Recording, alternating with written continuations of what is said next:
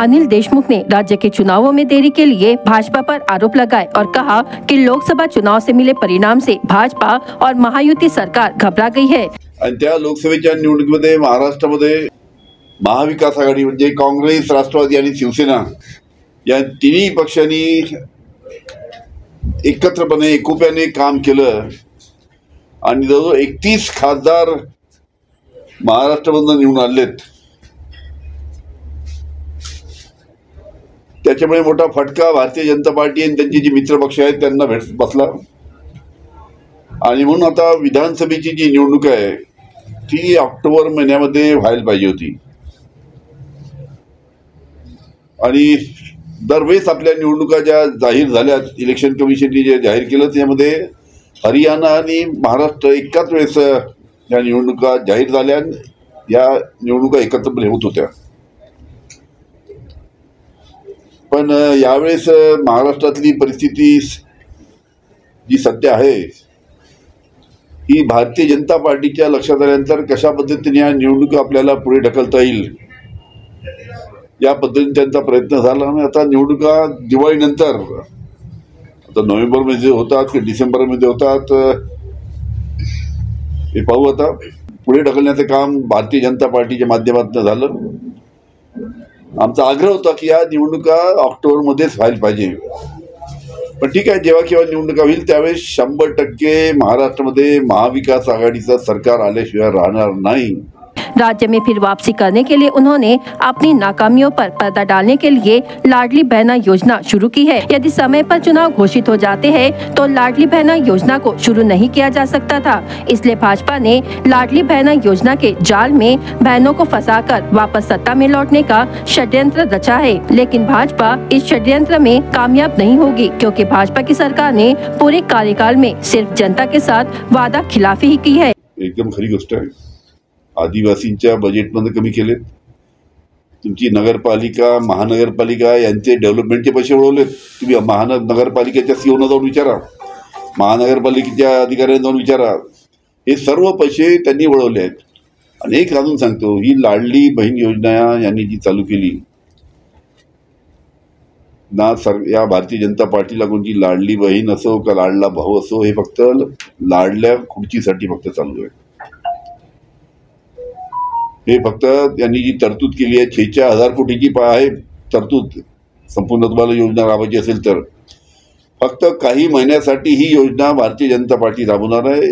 Election आहे तो पण योजना राबवायची, 2-3 महिने महिलांना लाभ द्यायचा, इलेक्शन झालं की राम राम, काही लाडली बहीण नाही, काही लाडला भाऊ। बदलापुर की घटना पर उन्होंने कहा कि पूरे देश की जनता ने टीवी पर बदलापुर की जनता का आक्रोश देखा है और कोर्ट ने तब पुलिस और सरकार को लताड़ लगाई है। बदलापुर में जिस स्कूल में 2 मासूम बच्चियों से दरिंदगी हुई, उस स्कूल का संचालक एक भाजपा कार्यकर्ता है, इसलिए दुष्कर्म को छुपाने का प्रयास किया गया। माता पिता को 13 घंटे तक पुलिस थाने में बिठा कर रखने के बाद भी रिपोर्ट दर्ज नहीं की गई, जिसके कारण आम जनता सड़क पर आ गई।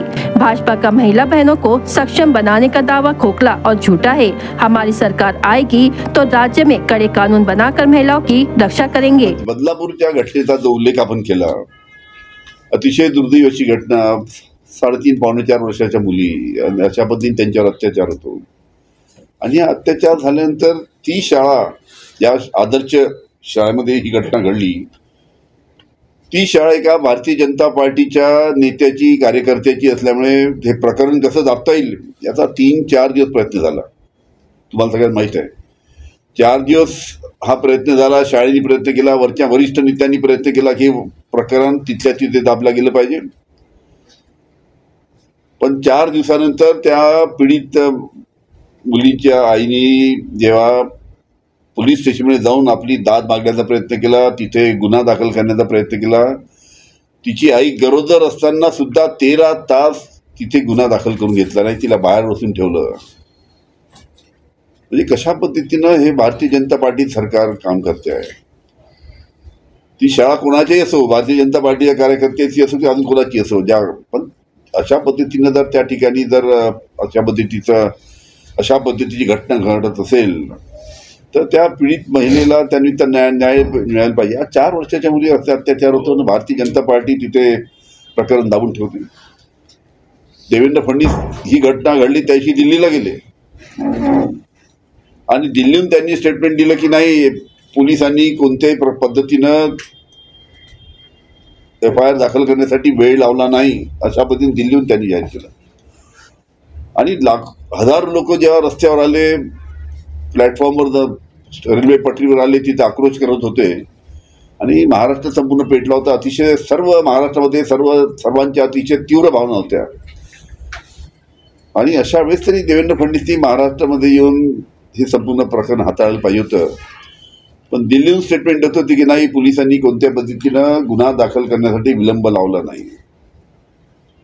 आणि अशा पद्धतीने ज्या घटना या 10 दिवसात जवळ 12 घटना अशा घडलेल्या आहेत.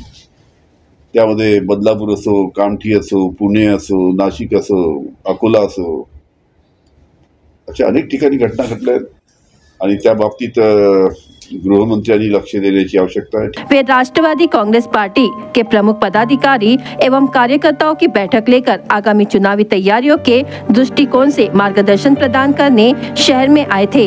उन्होंने कहा कि गोंदिया भंडारा जिले की 7 विधानसभा में से 3 विधानसभा में हमारी दावेदारी मजबूत है. तिरोडा, अर्जुनी मोरगांव और तुमसर में राष्ट्रवादी कांग्रेस पार्टी का ही उम्मीदवार मैदान में होगा.